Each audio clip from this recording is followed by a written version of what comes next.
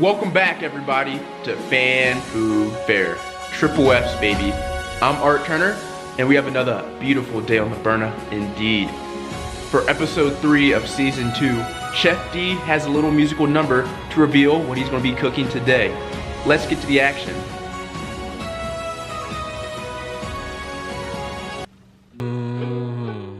Yeah, I'm gonna cook my food from my soul. I'm gonna fry till I can't no more. I'm gonna cook my food from my soul. I'm gonna fry till I can't no more. Got the chicken thawing fast, chef hat is attached, biscuits on a rack. I'm a country singing chef that's black. Fan Food Fair's my show that's about to blow.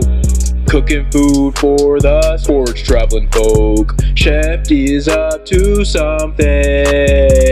Cooking food for the public. Chef D is up to something. Fan Food Fair is bubbling. Whipping up the batter for crispy crust like crackers. Don't forget that spice, just need that little bite. My show is for foodies with bigger butts than Judy. Don't forget to turn up for another day on the burner. Well, darn tootin'. Chef is still dressed in his cowboy outfit. Hat, guitar, and that nice red plaid. Let's see his official ingredient lineup for today. Alright, so I'm seeing flour, vegetable oil, brown sugar, some other spices, pickles. I know he talked about biscuits in the intro. Looks like he has chicken in some sort of brine. Oh, he has spices that's packing some heat. Wait a minute. He's gonna cook Nashville hot chicken, everyone. Nashville, Tennessee, aka Cashville, the capital of country music, home of the Country Music Hall of Fame, the Grand Ole Opry, the Broadway bars, and the Tennessee Titans. This southern city is known for their fiery fried chicken that dates back to the 1930s. This show's going to be a doozy, folks.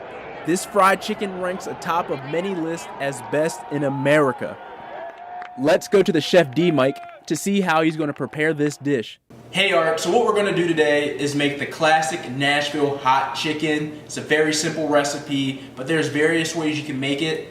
I'm going to do a wet version today. So to start off, we have our chickens. I'm using thighs and drumsticks, and it's in a buttermilk brine. With that buttermilk brine, I have obviously the buttermilk, some spices, salt, pepper, hot sauce, and I have a dash of pickle juice. I let that sit overnight to marinate, but if you only have about 2 hours to let it sit before you gotta cook, that will be okay as well. So what we're gonna do next is we're gonna take the chicken and we're gonna double dredge it with a seasoned flour and the rest of the brine that we have.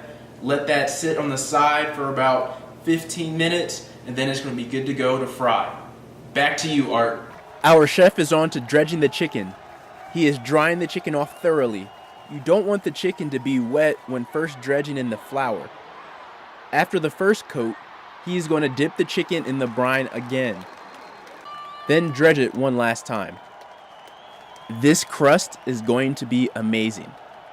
He has the chicken standing by on a drying rack so the airflow can get on the chicken and make that hardened crust a little bit crispy when it gets to frying. You want to get the oil up to a medium-high heat, so about 350 degrees. Chef D. Arthur is submerging the first few pieces in a cast iron skillet, skin side down, for that classic crisp. This chicken will take about 16 to 18 minutes of frying, give or take 8 to 9 minutes on each side. Once the chicken reaches an internal temperature of 160 to 165 degrees, it is ready to be pulled out and put on the drying rack. Ooh, this chicken is looking so good, golden brown and crispy. Watch him take a fork to it. Chef D is finishing up the last pieces now. Let's ask him what's next. Hey Art, so the next step after the chicken is done frying is to make that famous Nashville style hot sauce. If you've ever been to Nashville and you had that Hattie B's medium heat chicken, they use about 6 tablespoons of cayenne pepper, and that's decently hot. This is a cayenne pepper based hot sauce, so we're gonna stick there about 6 tablespoons.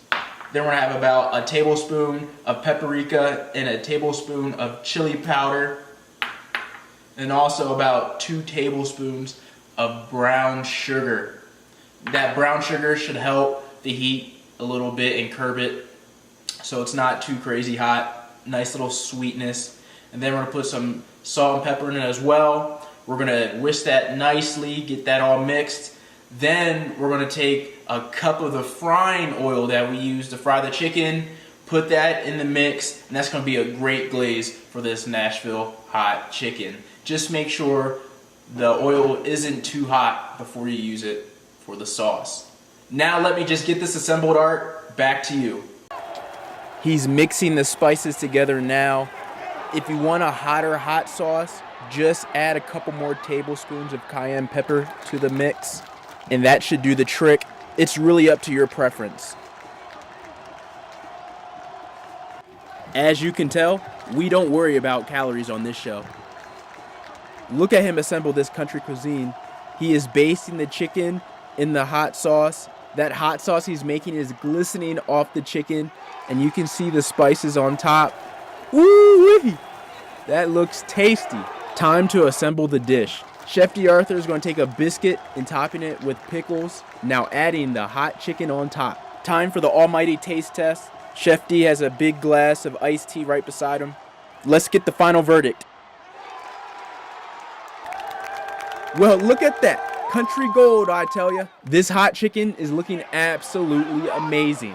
Chef D. Arthur has outdone himself again today, folks. He is in mid-season form. Yeehaw! Well, that's it for episode 3 in Nashville, Tennessee. Hopefully you learned a thing or two, or maybe 3. If you like what you see, subscribe to Data Productions for more content. I'm Art Turner. This is Fan Food Fair. See you next week.